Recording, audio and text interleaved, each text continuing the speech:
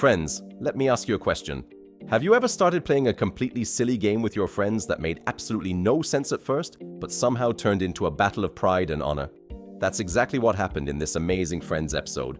And believe me, the amount of drama, comedy, and pure madness these people create just to keep a tiny ball from touching the ground could easily rival some action movies.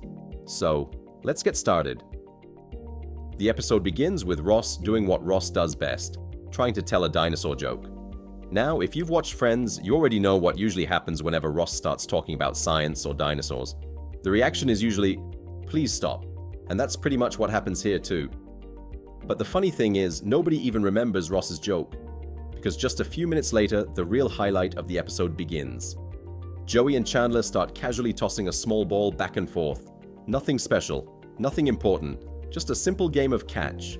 No one could have imagined that a few hours later, this ball would become the most important thing in everyone's life. Meanwhile, Monica is desperately trying to find her watch. She's asking everyone for help. But as far as Joey and Chandler are concerned, the most important mission on Earth right now is keeping that ball in the air. When Monica says, "Guys, help me find my watch," Joey responds with a line that perfectly explains why Friends comedy is so brilliant. He says, "How do you know you're late? You don't have a watch." This kind of dialogue is classic Friends. They take a serious problem and twist it into something completely ridiculous, and somehow it works every single time. Then comes the first major turning point. They realize that the ball hasn't touched the ground for more than 2 hours, and that's when the real battle begins. This is no longer a game, it's a mission, it's a record, it's a historic achievement. When Monica joins the challenge, everyone starts yelling as if she's trying to defuse a nuclear bomb. "Whatever you do, do not drop that ball." This is easily one of the funniest moments in Friends history. Because we all know the truth. It's a ball, just a ball. But the characters treat it like the future of humanity depends on it. And that's exactly what makes Friends different from so many other sitcoms.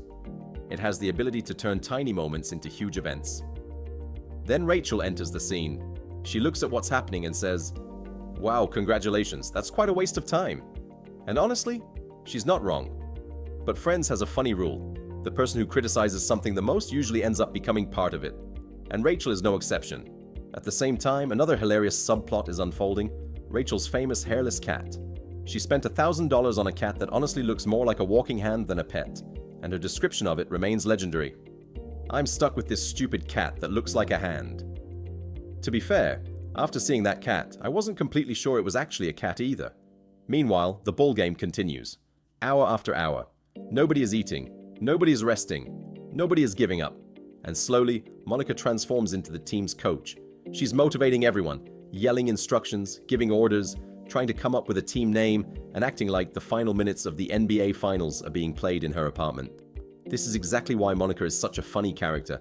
She can turn absolutely anything into a competition. Then we start seeing the effects of exhaustion. Everyone's arms hurt, everyone's tired, everyone's hungry, but nobody wants to be the one who drops the ball.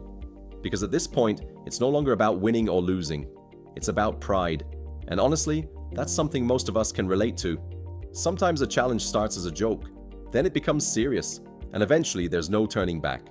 Friends captures that feeling perfectly. Now let's talk about Phoebe. The next morning, Phoebe arrives and announces that her relationship with Gary is over. Everyone is shocked. After all, Gary seemed like a great guy. Good-looking, polite, almost perfect. But then Phoebe explains what happened. Gary shot a bird. And that was enough. Relationship over. As ridiculous as it sounds, it makes complete sense for Phoebe's character. She's incredibly sensitive when it comes to animals, and the writers always stayed true to who Phoebe is. But the funniest part is still coming. When Phoebe says she doesn't feel like playing because she's upset, Monica immediately comes up with a new argument. Phoebe isn't an official player, which means if Phoebe drops the ball, it shouldn't count. The logic is completely ridiculous. But somehow everyone actually takes it seriously, and that's what makes it so funny. That's Friends. A world where nonsense somehow feels perfectly reasonable. When you look at this entire storyline, you realize something important. There's no huge plot, no villain, no mystery, no dramatic twist. Just 6 friends, 1 ball, and incredible chemistry. Yet people still watch this scene over and over again on YouTube. Because Friends reminds us that some of life's best moments come from the simplest things. Maybe it's a game. Maybe it's a stupid challenge. Maybe it's something that doesn't matter at all. But somehow those moments become the memories we treasure the most. That's why Friends is more than just a sitcom. It's a feeling of friendship. And the Don't Drop the Ball challenge is one of the best examples of that feeling.